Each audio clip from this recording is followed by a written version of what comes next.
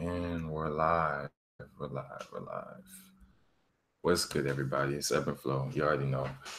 Uh, Today is weekly discussion number 7, where we talk about a variety of topics that goes on throughout the week involving, the Black community and Black culture.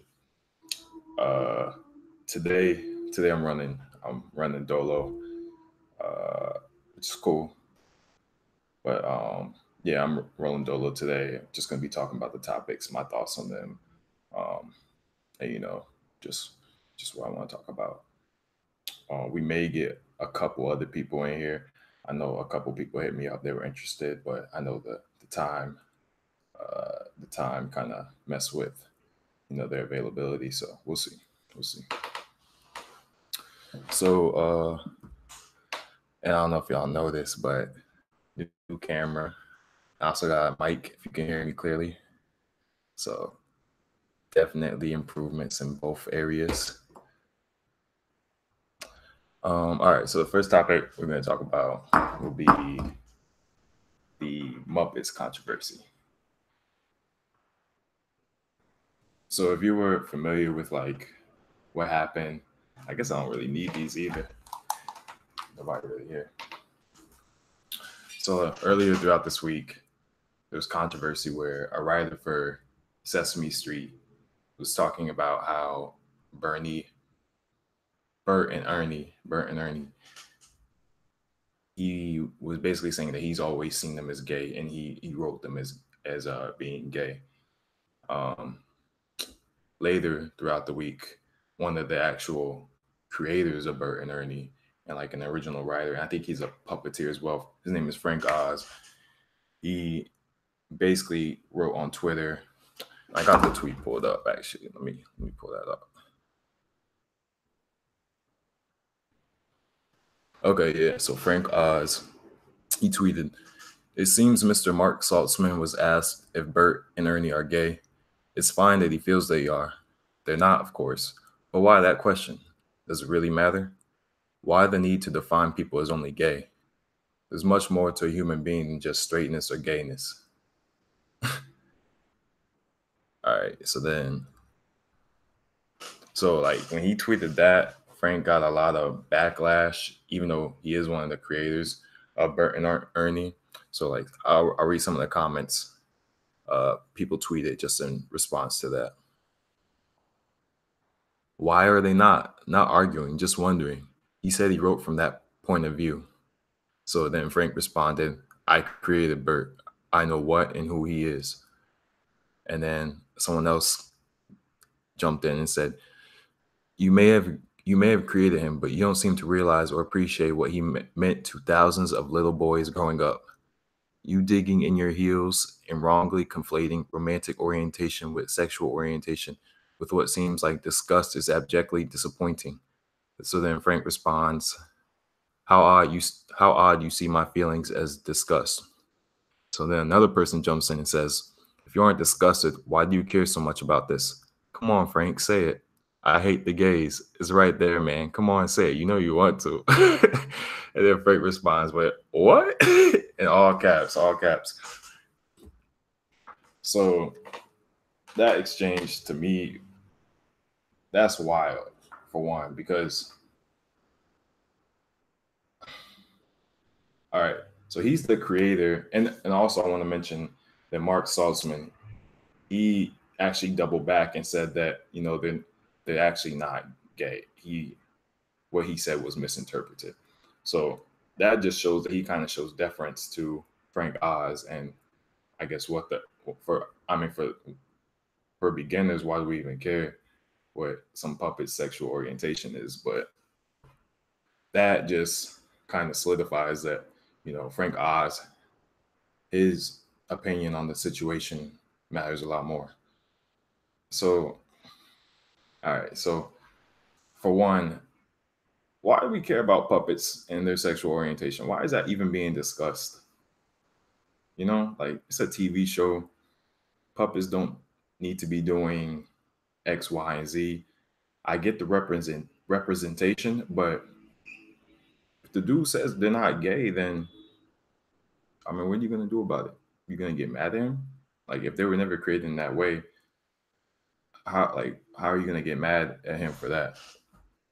Another thing, this is so I was going through the comments on Twitter, and I've been on Twitter a lot recently, but I was going through the comments on Twitter, and basically people are conflating the idea that, oh, these two guys they're good friends, they always hang around, they show love for each other, not in like a romantic way, but just like they hug each other, whatever. So people are conflating that idea with, oh, they're too close to just be friends, they're probably gay, which is like, that in and of itself is problematic. Why? So like two guys, just like being cool with each other and just like having a deep level of friendship, why is that being misinterpreted as gay? You can write that off as toxic masculinity if you want, because that's basically saying, two guys can't be close, be that close to one another without there being, without their with unless there's like some kind of sexual romantic orientation towards that other person, which is ridiculous. So like that in and of itself is problematic. Uh, and then another thing I want to comment on is that last comment where they said, "Go ahead and say it, Frank. Just say it. Say you hate the gays." That's wild, man. Like, bro, like the nigga just gave his opinion on, or not even gave his opinion, gave a fact on what the orientation of his puppets that he created were, and people weren't fucking with it, and they got upset, and they're basically trying. It seems like almost kind of like they're trying to sabotage him and do that whole cancel culture thing where, oh, we got you to say it, so now we're gonna cancel you and destroy your life because we don't agree with you. Like it really seemed like bait, like the kind of stuff that they were tweeting towards him. So to me, that was just wild. I read that and I was just like, why do we care about puppets? Why is that such a big deal? Um, okay, but on the other hand, I do want to note that representation is very important, especially to like disenfranchised minority groups. So like the LGBT community uh, is had is disenfranchised. I mean, I have other thoughts on it because shit, like they've been kind of running shit like on social media, uh, like that. They can take you out like that, but for the most part, they're disenfranchised. They still face discrimination. They still go through their struggles and issues or whatever. So I understand the need for representation, and but like I don't even think sexual orientation of like a puppet. Yeah, I don't think sexual orientation of a puppet should even be discussed or even like hinted towards. Granted, I haven't seen Sesame Street, so I don't know what kind of stuff they're talking about. But that's just wild to me. Like that should not come across anybody's mind, in my opinion.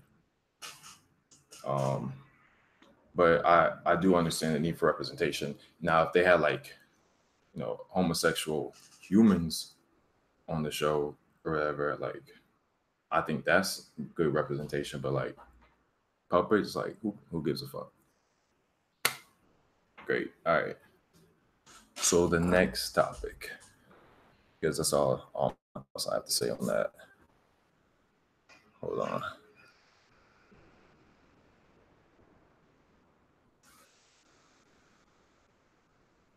All right.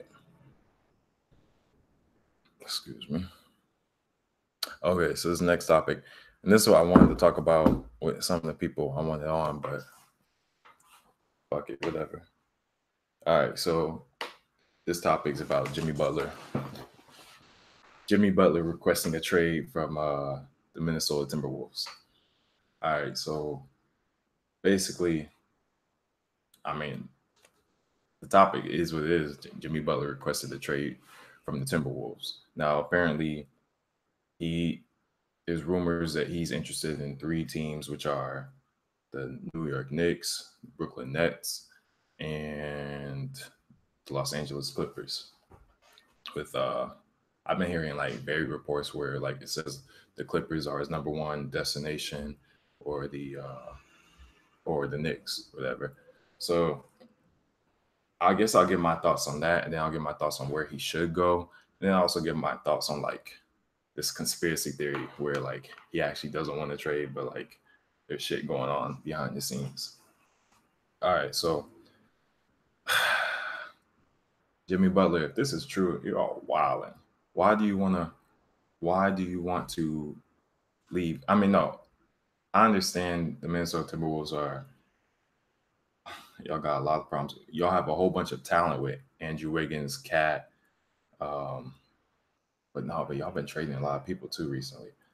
But yeah, y'all have a lot of potential with that cast. It's just I don't know. It's like y'all have chemistry problems. So I can get wanting to be traded.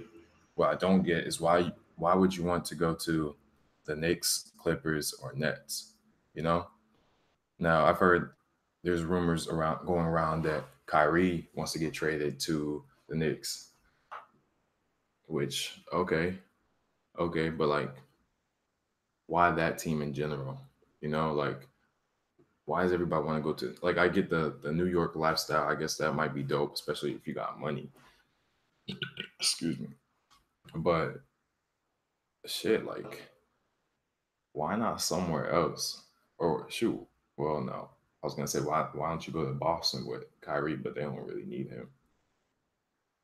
Um, but yeah, I don't understand the need to be traded to one of those teams. Uh, the Knicks roster right now, I don't even remember right, but the Nets are trash. Oh, the Knicks have Kristaps too. I forgot. Okay, so Kyrie, Kristaps, Jimmy Butler. I mean, that's solid, but I don't think I s- you're not winning a chip. You might make the finals with that lineup in the East, but mm, especially because the East is so weak right now. But yeah, and then the Clippers are rebuilding. Like all three of those teams are kind of like rebuilding teams. I know Thibodeau, coach of the Timberwolves, doesn't want to rebuild again. So I don't know. I find it interesting because Thibodeau also has this he has this reputation for running his players into the ground where he'll play like a 7-man rotation, and like even like players will end up playing, like the stars will end up playing like 40 plus minutes like in regular season games consistently. And then a lot of players that play for Thibodeau end up getting injured, i.e. Derrick Rose. So that could be a factor as well, just not wanting to be with Thibodeau. Um, so like as far as where I think Jimmy Butler should go, I think Jimmy Butler should go to the Lakers. Yeah. um, I'm a big LeBron fan. Uh, Shout out to Ohio, born place. So I think I really think Jimmy Butler should go to the Lakers. So then you got Rondo at the one, Butler at the two, LeBron at the three. Actually, wait. No. Scratch that, scratch that, scratch that. Rondo at the one, Butler at the two, Lance Stevenson at the three, LeBron at the four, and what's his name at the five? Um, I forgot their lineup. Whatever. You get what I'm saying.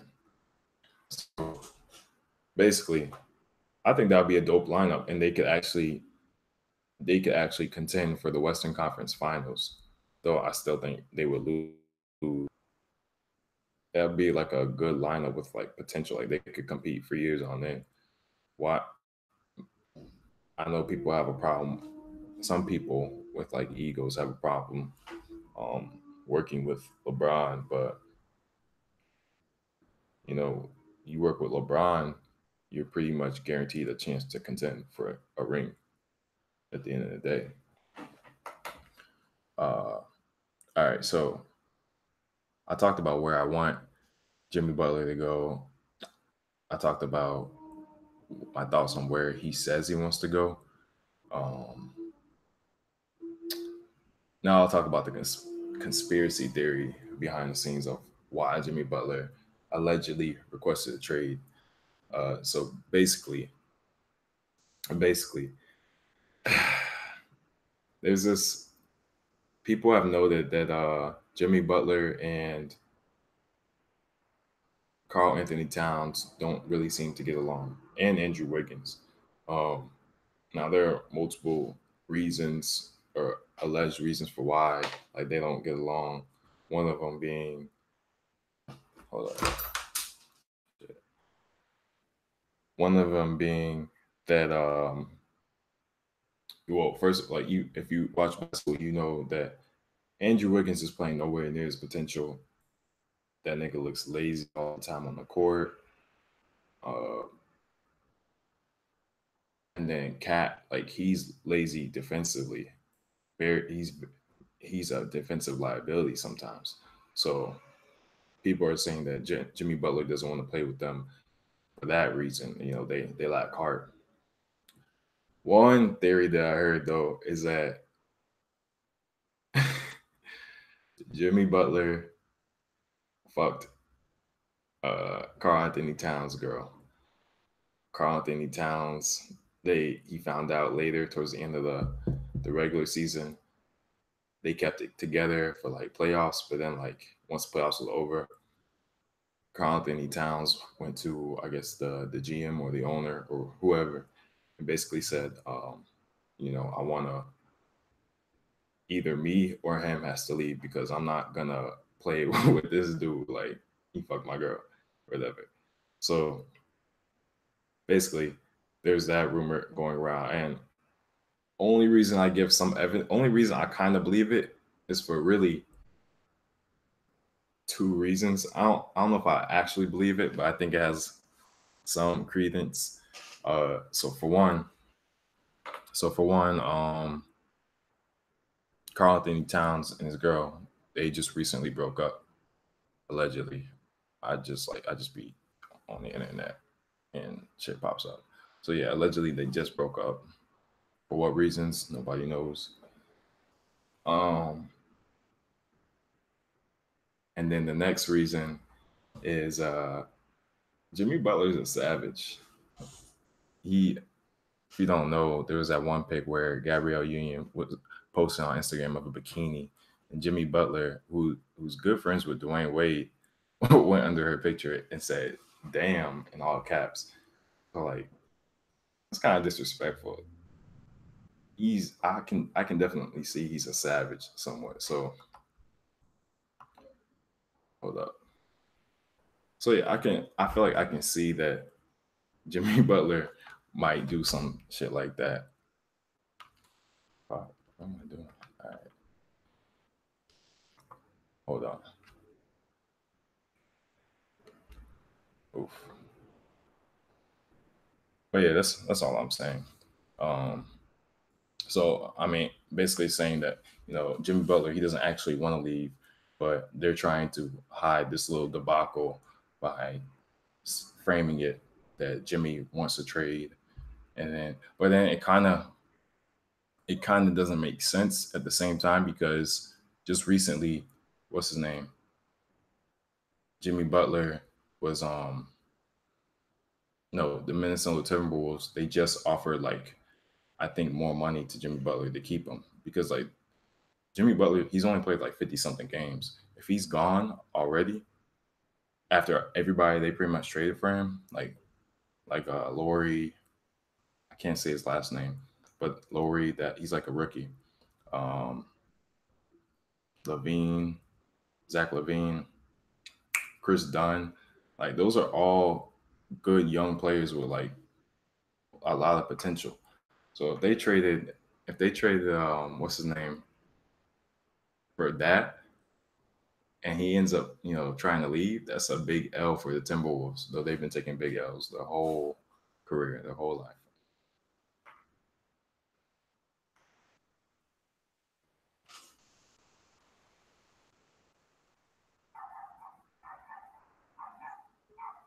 Oof. Okay.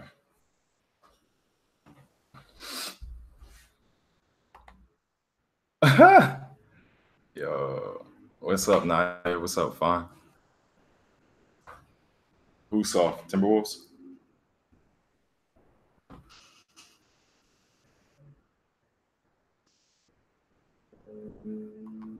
I agree. I agree. Mad soft.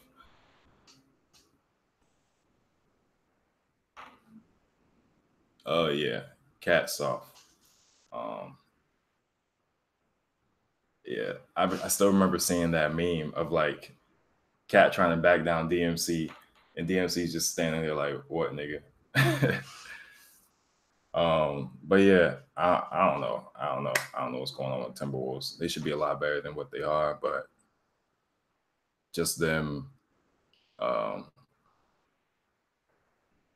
they just making a lot of mistakes. Really, they got Andrew Wiggins. Andrew Wiggins out as like the next LeBron. Cat got Joel Embiid potential, in my opinion, and then like Jimmy Butler, he's an all star, so it makes no sense.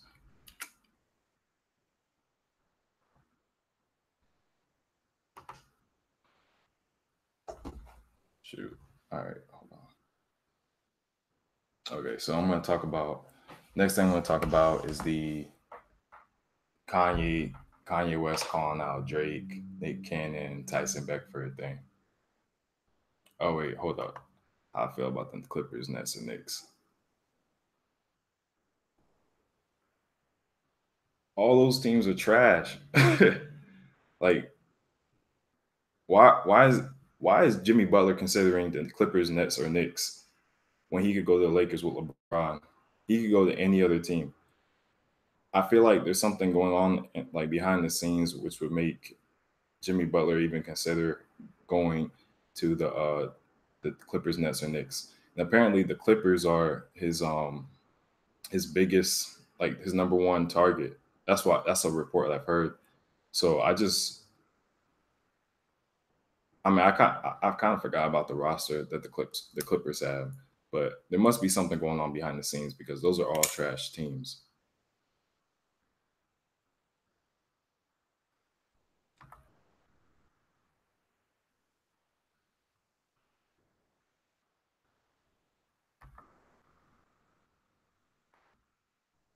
What are you up to, Fun?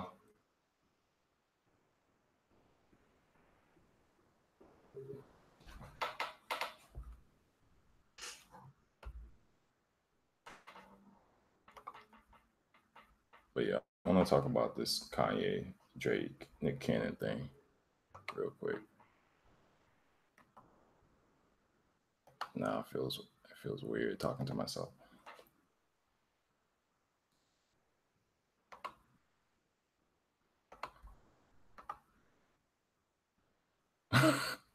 In Photoshop. True. Okay. All right. So earlier this week, Kanye called out Drake, Nick Cannon, and Tyson Beckford because they've all kind of I guess been involved with his wife in some way. Oh, true. Yeah, I'll drop the link right here in the chat.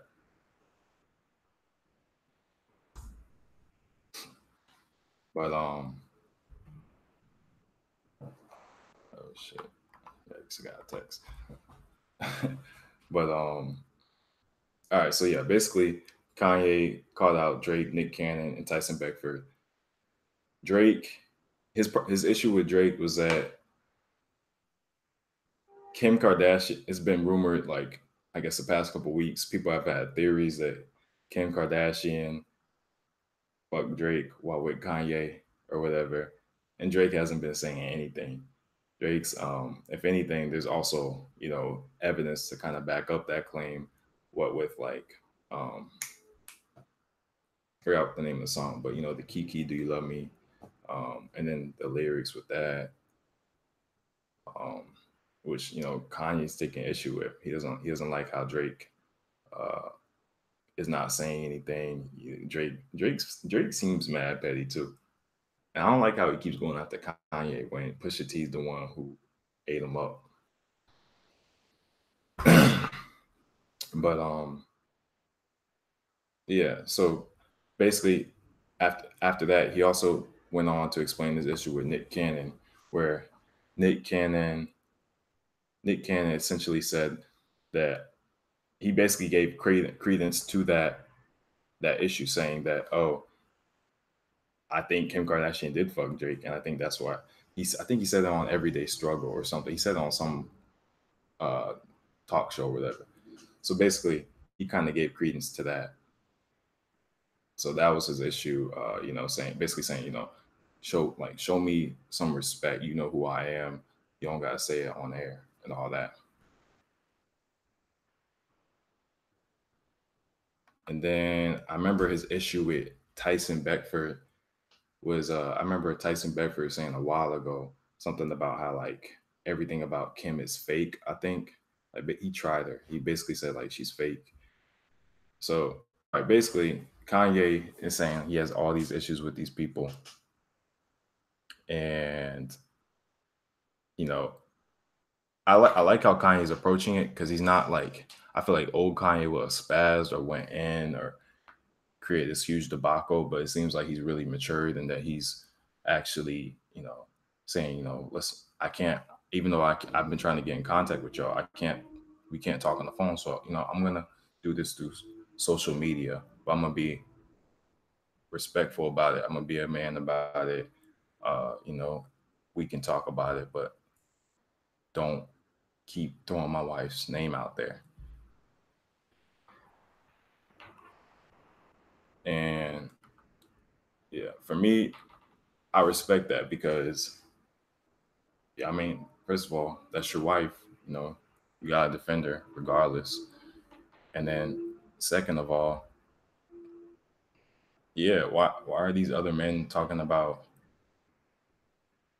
another man's wife like that? That's straight up disrespectful. Um, and then, I mean, on the flip side, I can see why. On the flip side, I can see why people would feel the need to, I guess, talk about Kim Kardashian because it's Kim Kardashian. She's known as the this is what she's known as. She's known as the industry slut, kind of. You know, like before she got married. So I can see why, like, you know, she's always in people's mouths. No pun intended. Um, uh, but it's just disrespectful to, you know, like she's married now. She's not. There's no interaction. There's nothing like. She's went on to refute those claims of her being with Drake. So you know, just keep her name out your mouth, like especially that's a married woman. There's definitely no need for that. So yeah, I thought that was cool of Kanye. I've been seeing people say that, oh, you know, Kanye, you should have known what you were signing up for when you got with the Kardashian. Uh, come on, this is Kim Kardashian. What else do you expect? Was like, nah, like that, like she's married, has oh word, what's good? Yo, what up? Chilling from Jonah's bed. She did it. I got the house That's to myself. hey, I know what Where that's like. where we at though in the Kanye discussion? Yeah, so I was basically just talking about how so basically like, you know, Kanye's began like a lot of flack for I guess defending his wife. You know, people have been saying like that's Kim Kardashian, you should know what you're getting into. Like yeah, people are being mad disrespectful about it. So Uh, I mean, I'm half and half yeah, because what do you mean? like from like the point of view of respecting someone's wife just in a vacuum. Yeah, Yes, you respect someone's wife and you leave that alone. And once they're married, keep all that, whole shaming, slut shaming out the window. It's right, over. right, right. But then like it's Kim Kardashian and it's Kanye West. And it's That's what everybody says. and it's like, bruh, there's so much nonsense he said that like you can't just start from the moment. You can't just start from the day and be like, oh, but he has a point on it. Like you have to backtrack and be like, all right, what's all the nonsense Kanye said about other people, and like he's made comments about Kim's exes That's in true. reference, like if you make a comment about his ex, or like in Chris in freaking Theraflu when he said something about, Oh yeah, I I remember that diss remember track. right around the same time you married him, something about Chris Humphries basically though. Yeah, It's like Kanye brings up so many things from the past. It's like now he's that's true. That's true. But all right, so at the same time, I feel like Kanye's definitely matured. He's been maturing lately, or I don't know if you can call it maturing because he also like put on a MAGA hat, but like he's I don't know. It seems like how he responded to the situation was definitely like a lot more mature than he would have in the past. Like in the past, he might have put out another Theraflu or went on a Twitter rampage. It was. So, It was the most mature he's responded to it.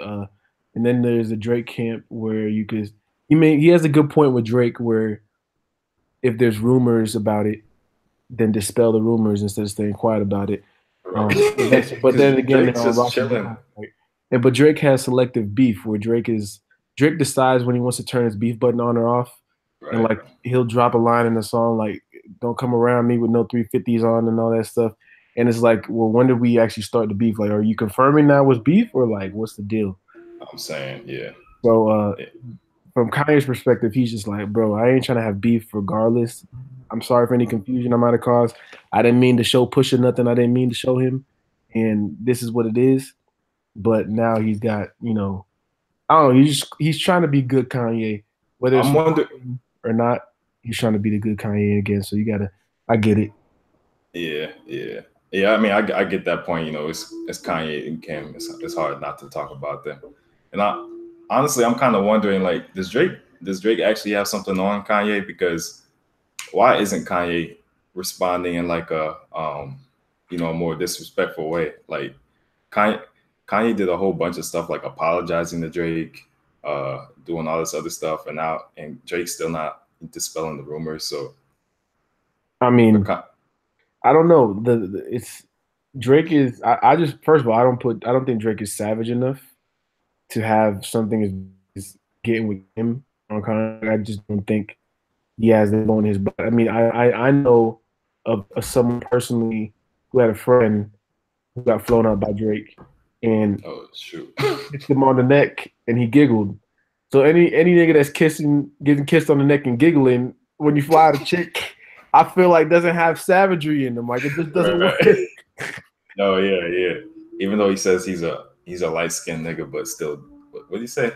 Light skinned, but I'm Yeah, still a light dark skin, but I'm nigga. still a dark nigga. Yeah, I just think his friends. I think he lives through his friends when it comes to street cred, if that. Yeah, I could definitely see that. Like he's definitely not on that Jay Prince level where like he goes off of that affiliation. Yeah, I see that.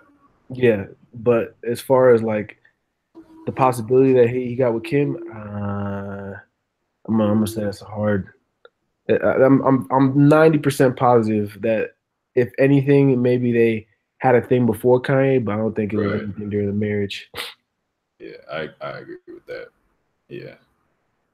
Now the other thing with Kanye is that at the same time, I don't know if he's saying this stuff to just win people back over because he's doing the whole marketing scheme to release his 3 alleged albums, but who knows? Yeah, who knows what goes on in that man's mind? He said slavery was a choice right before his other albums. So who knows? Yeah, so can't speak on that. Yeah, hopefully this album's good too. I don't know what to really expect from it. It's Well, called here's the thing. Yandi. He has Yandi, he has Good Ass Job with Chance, and he has Watch the Throne too. Now, I don't know. But it's not gonna be with Jay-Z, right? It can't be with Jay-Z because Jay-Z's been busy and he's been on camera busy, so he Right. definitely has nothing with him. The only possibilities I see here is if he's releasing older music that he never released before, or if Watch the Throne 2 is from someone else. Now, what if Watch the Throne 2 is like is really good ass job and like it's with Chance? Like that was, I don't know. That's what I've heard. That's what I've heard. That's why I can't tell. Like it doesn't, to me, it doesn't make sense from Kanye's point of view because he takes forever to make music. And so for him to be able to spit out this much this quickly all of a sudden doesn't add up. Yeah, I agree with that. There's a rumor that Watch the Throne 2 might be with Beyonce because she was spotted wearing Yeezys. Now that's a reach. I don't know if I would like that. That's the damn Mr. Fantastic stretch. Go gadget reach. Real OJ Beckham with the cat. Oh, right. Yeah, that's that. I don't believe it. The only thing you can say is that here's the thing about anything Jay-Z and Beyonce: if they do something in relation to someone else, anytime you try to make a correlation with them, like one time they were playing, they play Cardi's verse or something, or Nicki's verse or something, and they were like, she's picking sides. No, they don't think like that. Yeah. Apply it to whatever you or me would think, just regular people thoughts. Right. But like they should kind of think like that because they're in that spotlight. Like you can't just be doing anything when you know like whatever you do can be manipulated and used as like some kind of selling point, I guess. I mean, that's true. It's like yes and no, but I don't know. I just still feel as if they're probably not thinking like that. But Jay-Z's growing out his hair. He's on that damn growing out my hair rap. Like he's probably making another album the way his hair's looking. Hey, so that's what I'm saying. Like you can't make another Watch the Throne without Jay-Z. No, it'd be blasphemous. Right. So like maybe Jay-Z is really on it.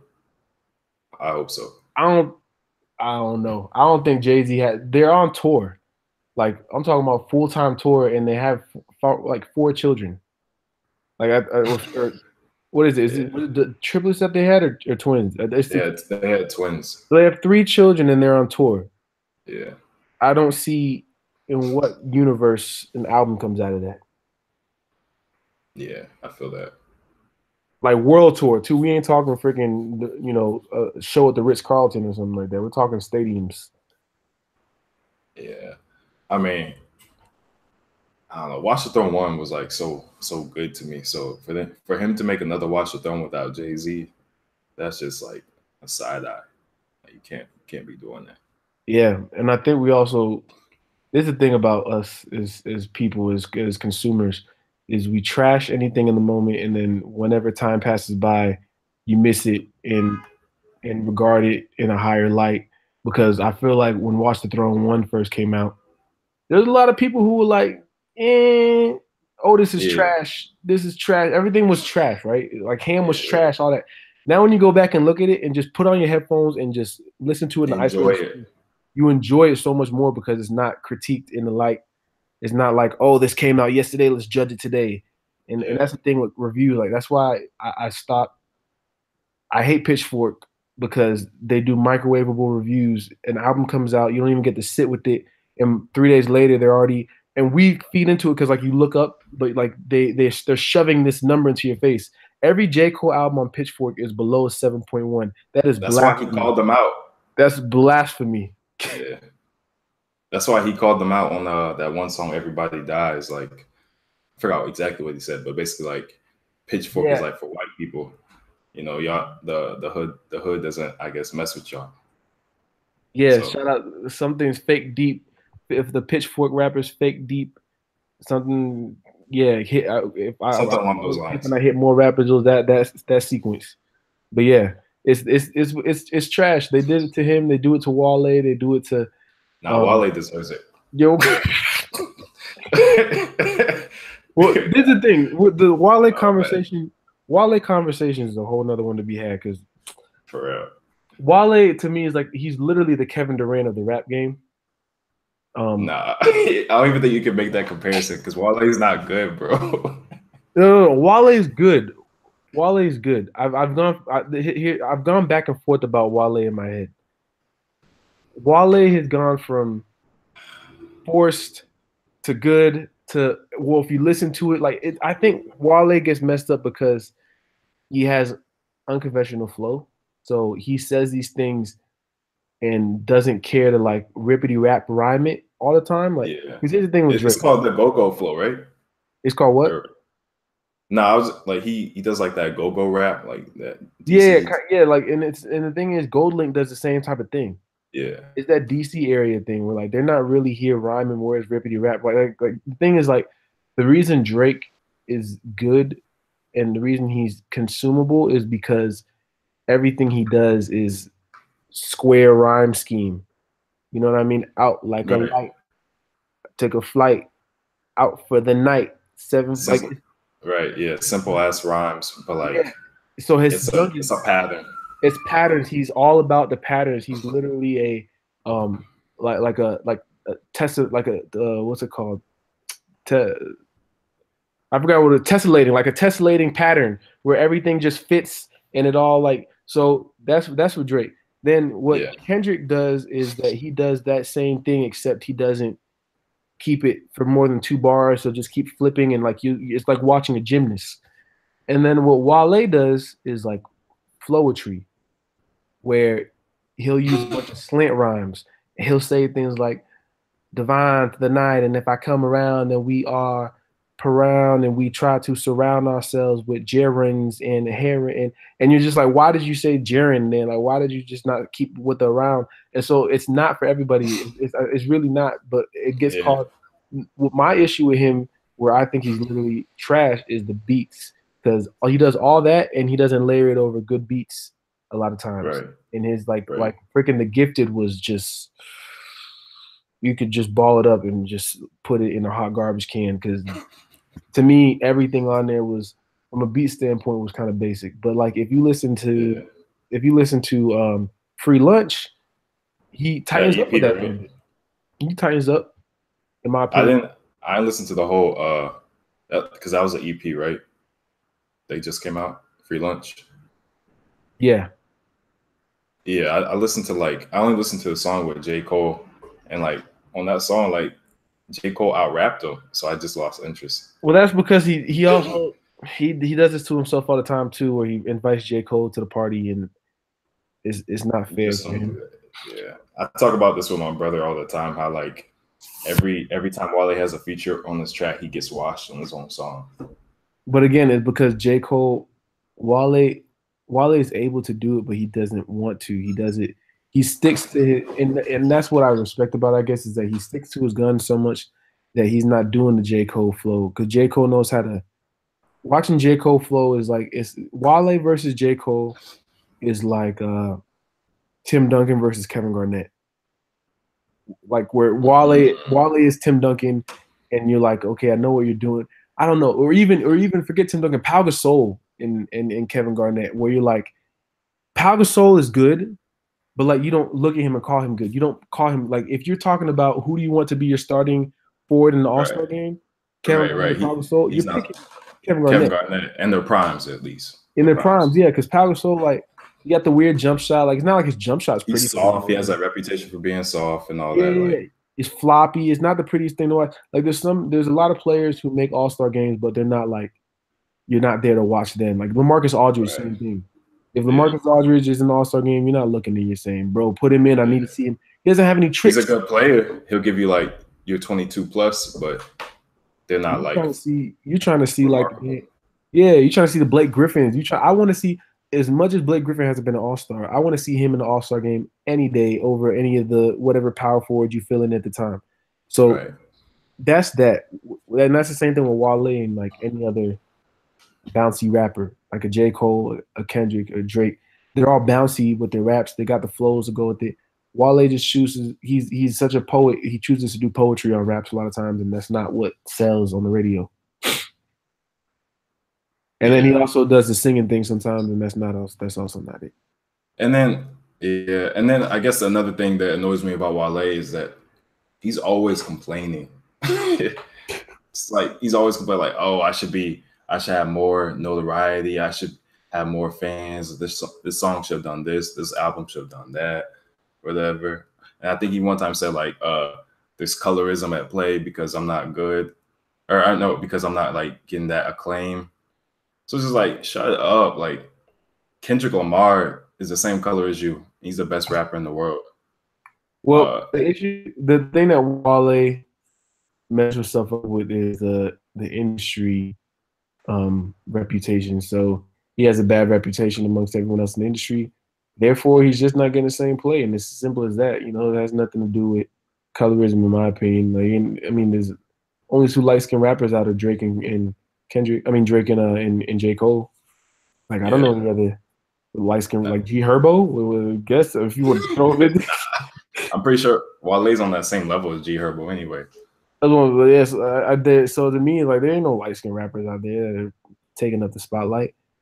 The only complaint you can make is white rappers versus black rappers, but colorism in rap, if anything, being light-skinned is a disadvantage. If you better off being, could be. You're better off to me being white than light-skinned in rap, because at least white, you're a white person. Light-skinned, you just you get that white demographic. Yeah, you get the white. Light-skinned, you just a pretty black person, and you just get soft. Yeah, you consider soft. Yeah. So, and I don't know, Wale. So that's not his disadvantage to me. His disadvantage is that he messed himself up industry-wise. He didn't play the game the right way, and he's always complaining. And you know, he's like, made a bad name for himself, a bad reputation. He just rubbed people the wrong way with what he said, and then like he doesn't have any bangers really. Yeah, he doesn't have bangers. I'm telling you, my thing with him is always the beat selection, and then when he does get a good beat, he doesn't go on it the way everyone else wants to. Yeah, I agree with that 100%. But hey, you know what? With Wale, he's still always, no matter what, he's gonna be talked about because he came in with that class. Like that class was the iconic. Like it's like a 10-year reunion when you come back, you see how everyone's doing. Wale has to be mentioned in that because J. Cole, Big Crit, Kendrick, you know. That Double XL 2010, 2011 class was gold. That's what I'm saying. So it's forever gonna be, you know, upper echelon of like rap. It was literally it was like the 2003 NBA draft class, like the same feeling of coming in at that time. And I don't think Drake was ever Double XL, was he? I want to say he was. Oh, I want to say he was, but I'm actually not sure. Yeah, and if he wasn't, he just came in at the same time. Yeah, because I think Friday Night Lights dropped like 2011 or 2010. Mm-hmm. But yeah, I'm actually not sure. Yeah. Hold on one moment.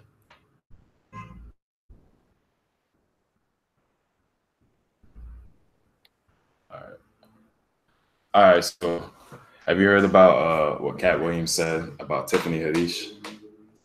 Yes. Haddish. I did. He was saying, because I was watching The Breakfast Club on it. He mentioned that she's not funny or something around those lines. Yeah, like so. Basically, he said like, I don't have the exact quote, but basically, she kind of makes like a mockery of herself to like appeal to white people, and then like but she's not actually like funny. Like it's more like she makes like a fool of herself rather than actually having like jokes with like substance and like actually being funny, like Dave Chappelle or Cat Williams. Yeah. I'm really not I don't know if Cat Williams. It sucks because so I didn't see the comments directly, but I did hear them talking about it through the Breakfast Club. Yeah. What sucks about Tiffany Haddish is that everyone liked her as she was going to the top, and then like once she got there, she was still doing the same thing.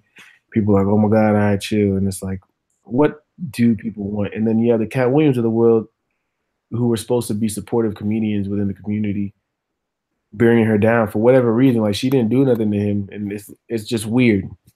Like, right. Is she really making a mockery of herself any more than you are, Cat? That's a good ass point. You got roped by a 7th grader, and you were on drugs. Like, I remember that. So I don't really. It sucks because Cat Williams is really funny, and he's supposed to be smart. Like I think he's just the result of someone smart on drugs. Because like without the drugs, he's a very intellectual person. Like that whole pimping mentality, that whole persona he puts on is all an act. It's not really. Yeah.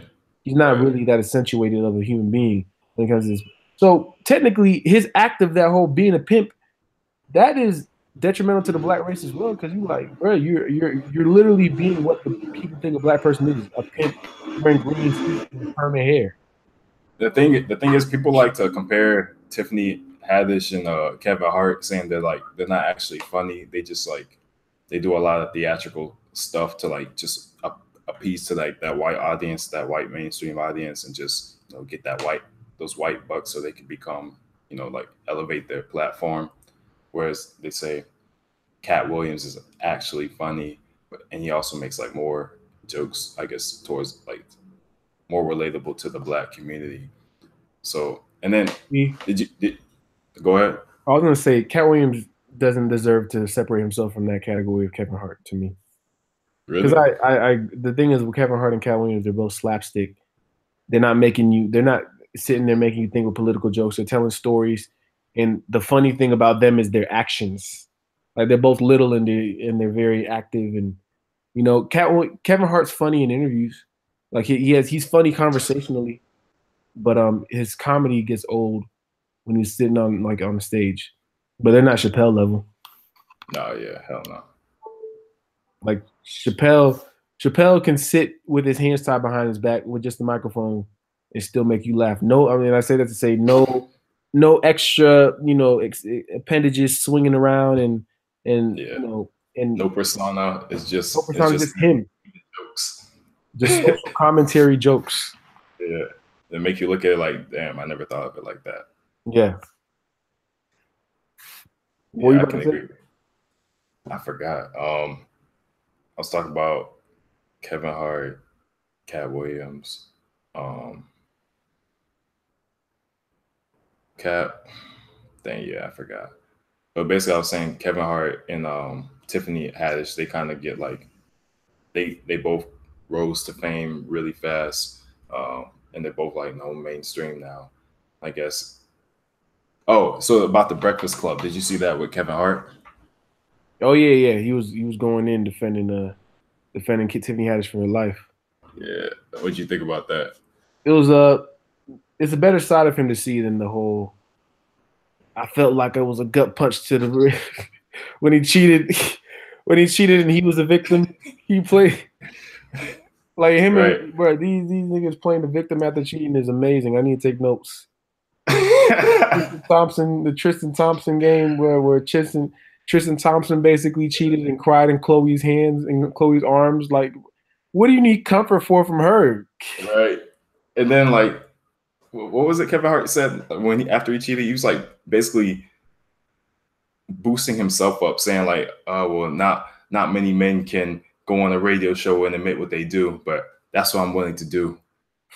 I'm real about what I do, or whatever he was saying. Like, yeah, listen, this was a better side of Kevin Hart to see than that whole shenanigan. Yeah, he actually seemed like he should have been like this for that scandal, because he actually seemed kind of serious and like he took what was going on like seriously, like personally. Whereas that was the most hot I've ever seen him get. Yeah. I mean, and it's understandable because they do have the appearance that they came up out of nowhere. But like Tiffany Haddish has been doing it for 10 years. She was homeless at some point. Her mom, or was it her grandma? Someone had a real bad illness that was I don't know if her mom passed or her mom just really was sick. But either way, like she had a struggle of a childhood. The chick was really on the grind and the low key comedy circuits. Even for the movie she got in the Breakfast Club, she said that when she was on Girls Trip, that gig came from her going to tryouts 4 different times and actually it wasn't handed to her basically. She had to try the heck out of that tryouts and auditions. in order to get that position. So it sucks because it just happens in our face, like in our eyes, it just happens out of nowhere.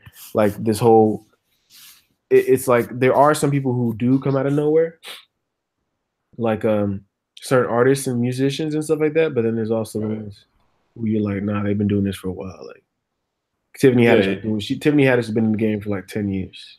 Yeah, and she definitely worked for like where she's at. I don't, but like I don't think what Cat Williams said was necessarily wrong, as far as, in his opinion, they're just not funny. But like he never said she doesn't deserve like her success or anything. Bless you.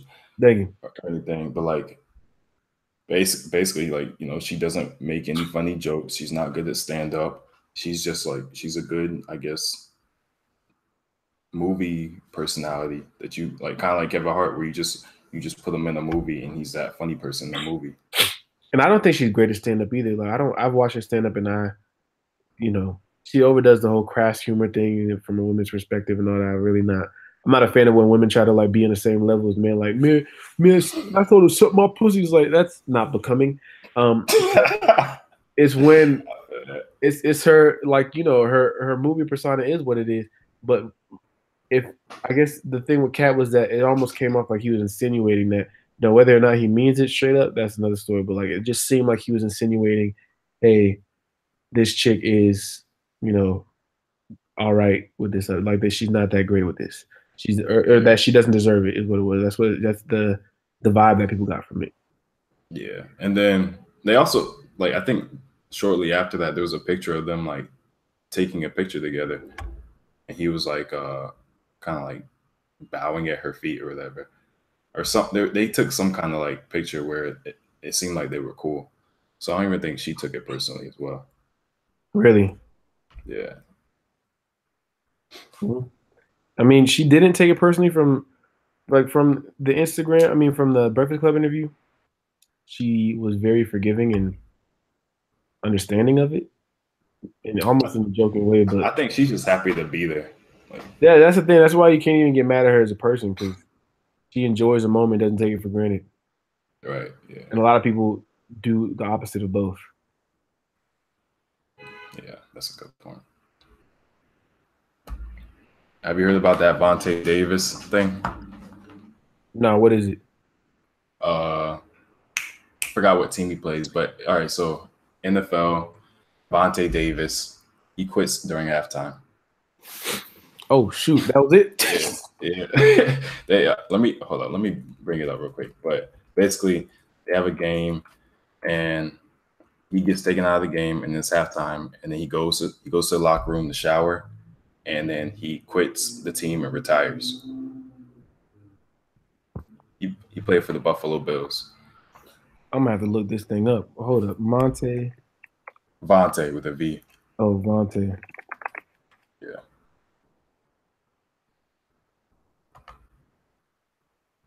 Damn. When I first heard about that, I was cracking up. Like, he had no belief in this team. Wait, you know what I mean? Like, what?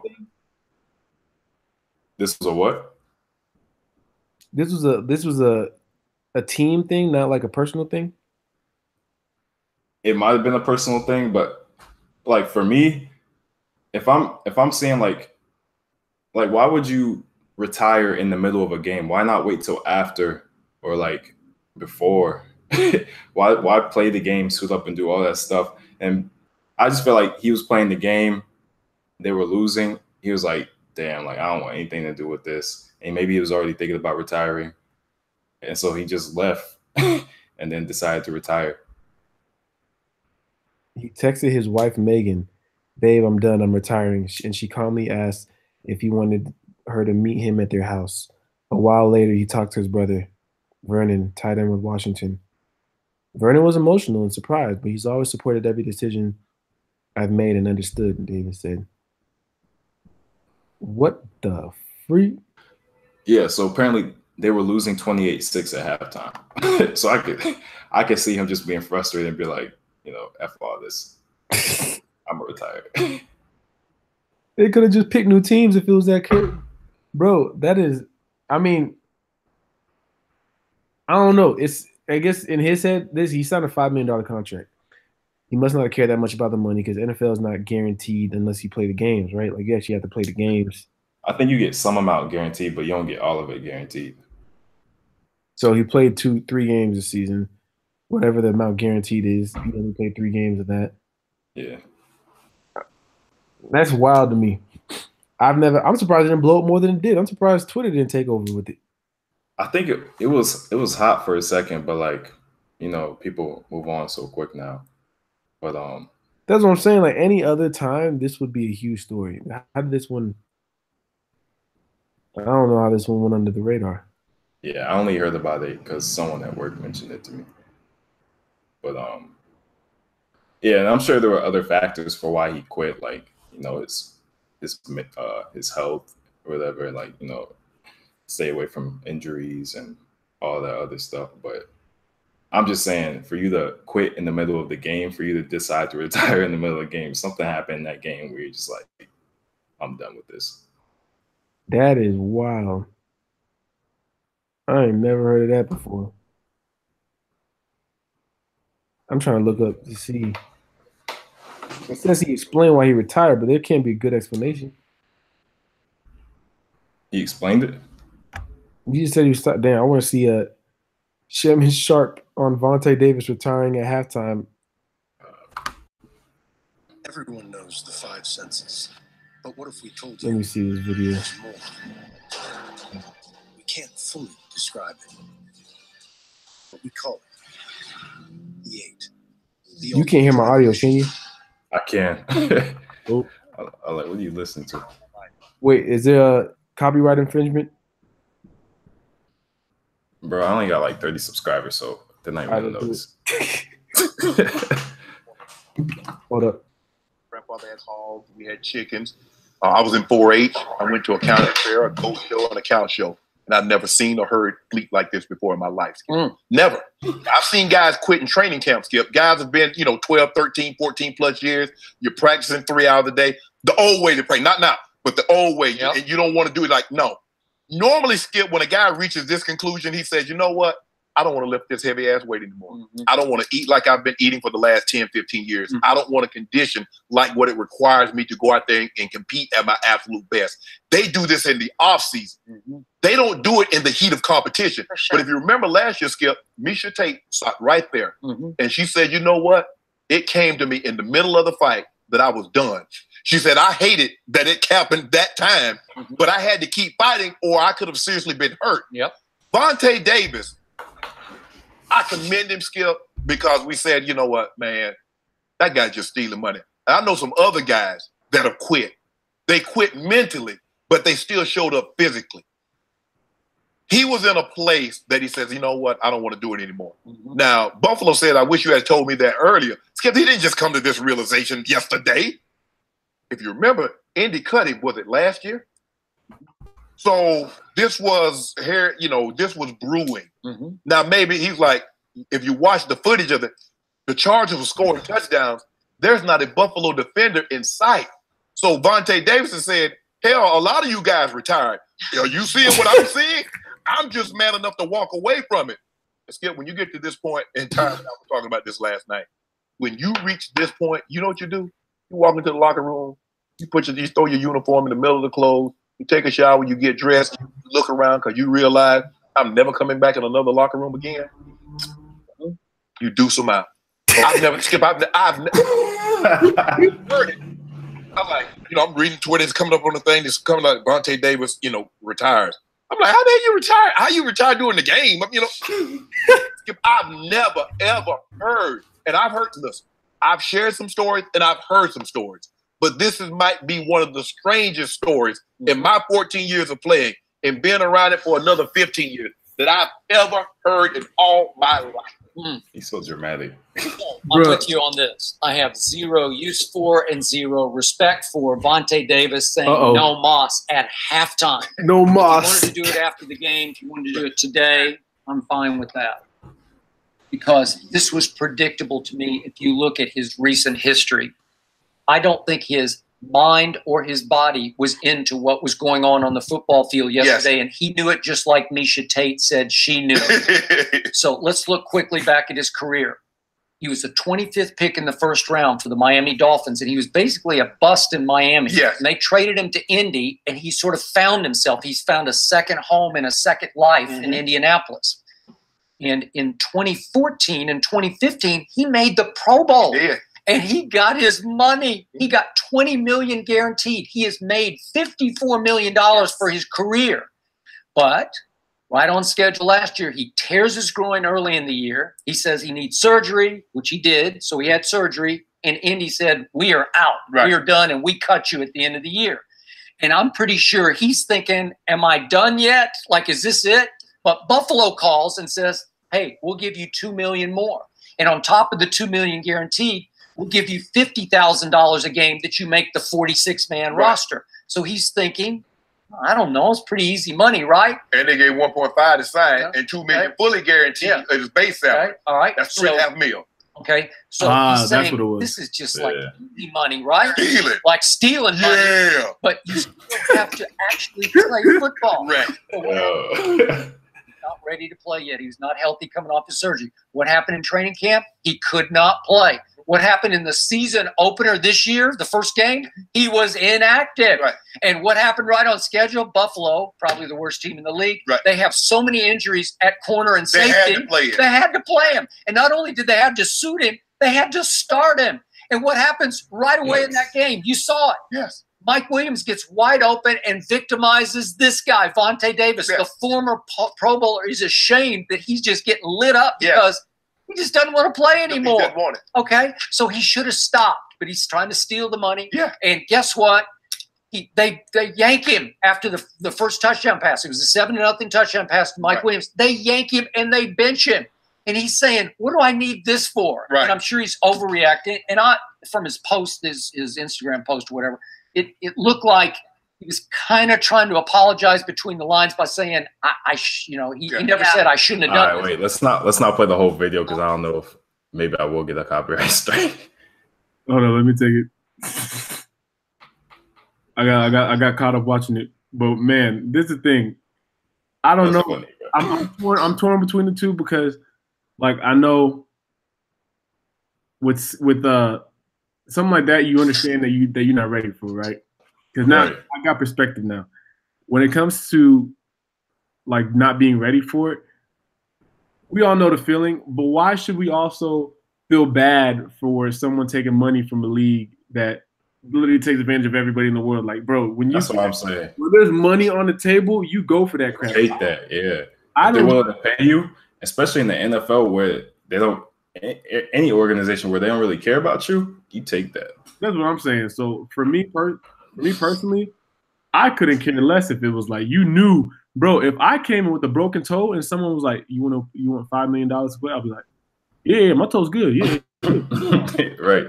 So I don't feel bad for that. Now, as far as like how he feels about it and how he left though was so green. No, that's what I'm saying. Like it was the greenest. Like I didn't realize he wasn't playing, and then I didn't know all the details of it. That's a pretty green move because he basically was just salty, like, man, I'm done, man. Forget this. Like, I got my money. I'm good. Like, peace. That's funny. Yeah, that's hilarious. I did not know that. I gotta watch Undefeated more often. I literally watch it on YouTube clips. Like I've never watched it live like that, but it's always like the little YouTube clips that pop up. Mostly because I didn't think I'd like Shannon Sharp's takes as much, but it's just Shannon Sharp's just a character. Yeah, that's the thing. Like everything, you should have seen it when he started off. He said something about, "I've done this. I've been to Barnes and blah blah blah, and I've seen this on the farms, but I've never." And I'm like, bro, you're so country. Right. Yeah. The way he says stuff too. Skill. Those memes. There's a meme for all of his reactions too. That's how you know it was smart to have him on the show. Oh yeah, no. I was worried about how Stephen A. and Skip Bayless breaking up would fare for me because I like that combo a lot. I like it too. Because this one's not as much of a bullying. Like Stephen A. used to like bully Skip, and Skip used to play the dummy every time. But now it's like Shannon just says, like, they're both independent. Like, they don't really argue as much. It's just Shannon says. These kind of butt heads. Yeah, the thing Shannon only thing Shannon does is talk about, like, is the only thing they disagree on for real is LeBron. But besides that, and that's because Skip has his brand is built off of hating LeBron, like without hating LeBron. He can't go against that. Yeah, that's how he generates income. Yeah. But like when it comes to like Skip versus Shannon, like they don't really argue about much. It's just they both have their independent thoughts. Right. Yeah. Yeah, definitely. What else you got? I got the Carter Five. The Carter Five. The album that never was. Drop. You must have written this on Thursday night. The new Detox. Damn. No, that was kind of hurtful. What'd you think of the track listing, at least? Bro, from the track listing, I saw Believe Me with Drake was on there. Yeah, that threw me off. It's a lie. It's not dropping, bro. The Carter 5 is not dropping. Wait, so are you thinking that that's some like old album cover from when it was gonna drop a couple years back? I'm thinking it's that, and I'm also thinking that like someone just compiled and made up a whole bunch of songs and just said it's gonna be on the album, or maybe it is an old track listing as well. But like, the thing is that like official websites tweeted it. Official what? But okay, you heard it how it's supposed to drop at midnight, like on Friday at midnight, right? But it never dropped. Yeah. But like, apparently, Twitter made that whole thing up where Twitter was saying that it's gonna drop. Like everybody was saying, "Oh, it's dropping at midnight," and then it never ended up dropping. And like Lil Wayne never said anything. Young Money never said anything about it. Like it was all fabricated. Really? Yeah. Like there's nothing official. Everybody really thought Carter 5 was gonna drop, but there was nothing official about it. So we got trolled. We got trolled by official accounts. I'm looking at it now. How do we get trolled by official accounts? Wait, so you're looking at the website that said it? No, like it was like Dope Hip Hop and stuff like that. And like, yeah, I swear, Genius tweeted something about it. I'm telling you, everybody was hyping it up, saying it's gonna drop at midnight, but Lil Wayne never said anything himself. Damn, let me see this. Okay, so I'm reading something. A source close to Lil Wayne's camp says the September 21st release date for Carter 5 was made up by the internet. Source TMZ.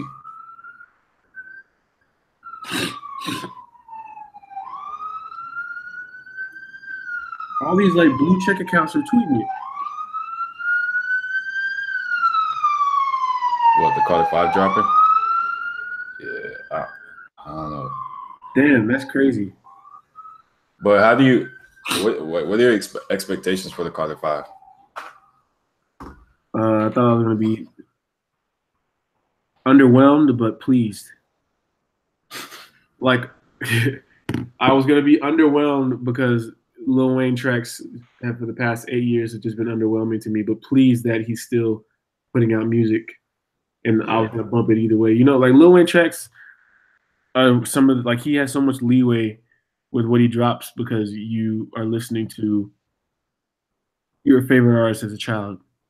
So you're not listening to a new rapper. If you're listening to a new rapper, bro, you throw that thing out pretty quickly as of 2018. But if you're listening to Lil Wayne and you're like thinking about Lil Wayne as you're listening to it, pause, then you like it flows a lot better.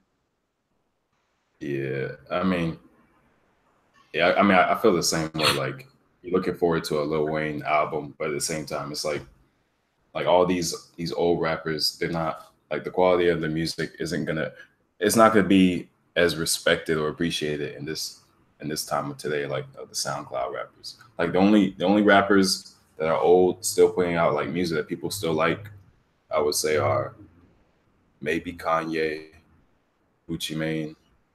Yeah, Gucci definitely. Yeah, Gucci. Who else? Like Eminem, Jay-Z, Nas. I don't know if I could put Nicki Minaj in there, but she's still Nicki Minaj's album was underwhelming too. Yeah. So yeah, none of them are like really putting out stuff that people like really mess with like that. Like, what the freak is this? Hip Hop DX. This is the Hip Hop DX, bro. I'm telling you, bro. Like, it was made up. Like, who? How do we all get trolled? Someone did a what's that one movie? Inception. Someone did an Inception. Everybody on Twitter ended up believing it, but it's not true.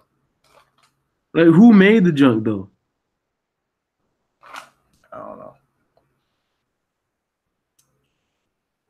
I'm trying to read each part of it just to see if this could be fake.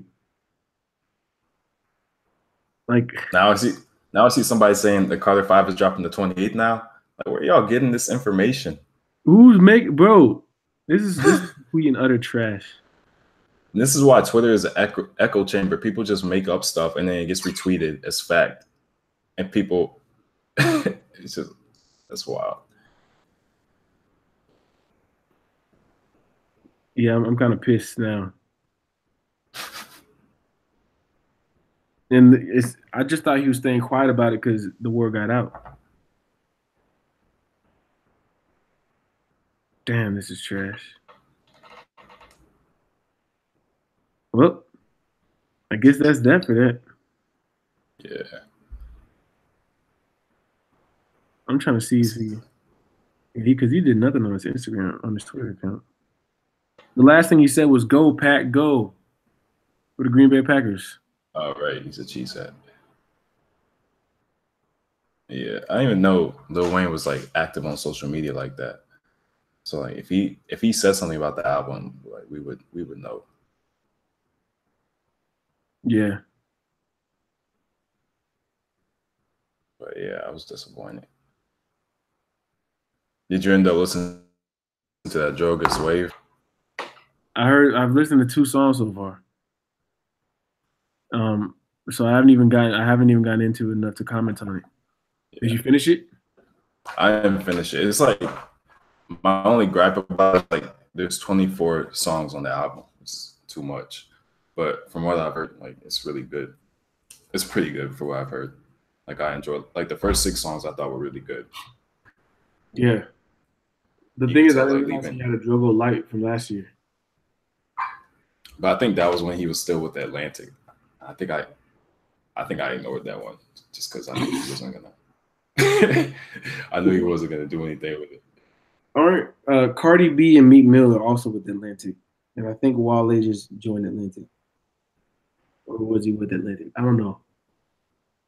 That's fine for them because they put out that type of music where like they'll have hits, but Lupe doesn't want to put out like another Lasers. Yeah, the thing with Cardi B is that she's literally manufactured, like handmade. Like sometimes it's kind of painful because you're like, yeah, people, a machine put this product together for you, and you're the last person in line to just recite it. Like your job is just to recite it, and it's cool. It's cool for what it's worth, but like part of what I like about hip hop is at least the air of authenticity. Like at least I like to believe that what I'm listening to is authentic. So whether or not it is, that's cool. I'll find that out later and then be the judge of that. But when I just see it in my face, it's like unauthentic, manufactured, numbers driven and research driven. Like everything. She has a whole statistics team just trying to see what trends and fit what she should say and what's a hot topic. And I don't know. It gets to me sometimes. No, yeah. I respect her as a person. It's just I don't like anything that's a hip hop machine. So if it was the same thing and Kanye became a hip hop machine, I'd be like, man, like I'm already on the edge lately because he's doing a lot of sketchy things and I'm very skeptical. There's also rumors about that too. That's what I'm saying. Like if I found that out, I'd act the same way. It's not because I don't like Cardi B. I actually think Cardi B is super charismatic and I find her very humorous. I think she's funny, but yeah. I don't like hip hop machines either. Right, I feel that. And then like it kind of makes it hard to defend her, like with her beef with Nicki. Is like can't really call yourself the king or the queen of New York when you're out here like You don't write your own music. You don't do anything. You just go to the recording studio and talk. Everything's already laid out for you. And she's a turn up, like she's a turn up rapper to me, but I can never put her as a true lyricist, as a true rapper, because she doesn't, like Nicki to me is even the lyricist because she makes her lyrics. She takes the pen and she writes the lyrics. Now, whether or not they're great or anything like that, that's on up to judgment. But that's on her though. Yeah, exactly. And you can still, like, at the end of the day, you can be like, Nicki wrote the Monsterverse. Right, yeah. Made that pen and paper, thought that up, and was like, here it goes, Kanye. And it took her 4 hours to record it because Kanye's a perfectionist. It was 4 hours and 4 days, something crazy. But for real? Yeah, when they had the Hawaii sessions for My Beautiful Dark Twisted Fantasy. Let me see exactly what it was. But at the end of the day, you could say she did that. Cardi, not so much. And I also don't like Cardi's not gonna hop on Funkmaster Flex and do a freestyle. Right, yeah. And kind of makes me wonder because, like, I remember back on, I guess, the Real Hip Hop, that reality TV show, the Hip Hop, what was it called? You know what I'm talking about? Love and Hip Hop? Love and Hip Hop, yeah. Like, I remember hearing about some stuff where she was trying to, like, get into rap, and she would, like, you know, get with these DJs and stuff, and, like, you know, there was rumors she was, like, smashing the DJs to you know, get put on. So it's just like, if you really doing all this, like, none of this is authentic, you know, you're smashing DJs to get to the top. That's what I'm saying. Yeah. At the same time, I don't like Nicki Minaj. Well, yeah, that's a whole nother take in itself. Yeah. Because I've just been annoyed with Nicki Minaj as of late. Because I personally just feel like she's playing childish games when she's on that level. Like she's supposed to act like she's a little bit higher in this game, given her years. Because we were already putting her, when it came to females in the game, we were like, you know, there's Beyonce, who's the anchor that holds it all down. Then you have Rihanna and Nicki, and you know what I mean? It was just easy as that. It flowed. Now you're going back and rethinking it because Nicki's over here acting like she's. Well, I never considered Nicki on that Beyonce and Rihanna level, and like now, especially now, because first of all, I don't think Nicki has like a classic album. I don't think any of her albums are classic. No, I don't think any of her. Nicki, it's she hasn't had a great album. I mean, the Pink, I think the was it the Pink Print? No, it wasn't the Pink Print. Was it Roman's Revenge? Who was the one that she did? I think you mean the Pink Print. That was Pink Print? No, Pink Print was like with the I'm feeling myself, feeling myself. Pink Friday was it? Right, yeah. Pink Friday was the closest thing to a classic she had, but it was classic Nicki. But it wasn't classic rap. Yeah. It was like a classic Nicki album. You're like, oh, I like this Nicki album. I can always go back and know that this is going to be the one that has the most songs I like from Nicki Minaj. But like this junk Queen, I wasn't feeling that crap, man. And this whole Queen radio thing, what are you doing? Like, what is it for? Is it to address? It's literally an avenue for her to just stream her opinions on things opinions people have about her. Yeah, and then just boost herself up, you know, hear other stuff that, you know, just basically makes her ego bigger. It's another echo chamber. If she calls, if she calls somebody, she's gonna call somebody that's gonna feed into her ego. If she talks about somebody, she's gonna talk about somebody from her point of view with no they have no way to defend themselves at all. Yeah. If she's telling the story, she's only telling her side and leaving out key information. And you have all these people feeding into it. But at the same time, I guess they're going to that station to hear Nicki's opinion on things. So yeah. I don't like how she attacked Travis, and like she continued to go after Travis, like even after he didn't say nothing. It's just like you can't act like that and then be considered on that same level as Beyonce and Rihanna, because they kind of hold themselves in that kind of, I guess, queen tier, or like, you know, we're above all these other people, so we're not going to go down attack other people or shade them in any way. Nicki Minaj acts like let me watch my words. But you know what I mean? Like she doesn't act like, I guess, what you would consider a quote unquote queen would be. Nah, you're right. And that's the thing, like, because she plays in the mud. Yeah. You're not supposed to play in the mud at your level. Man. What's it called? I gotta transition out. Yeah, I was just about to say I gotta go too. But thanks for coming through, Fine. Appreciate it. Yeah, I'm glad to be able to be on these episodes. Yeah. I want to have like an NBA stream sometime, like coming through when like basketball season comes. So. Oh yeah, I'm down for that. Well, you mean like watch the games live or something, or talk about the night of the Yeah, just talk about like the night of the NBA, trades, players, all that kind of stuff. Yeah, but I'm down for that. Yeah, maybe get Ted or somebody else into it. But yeah. All right, bro. All right, bro. Peace.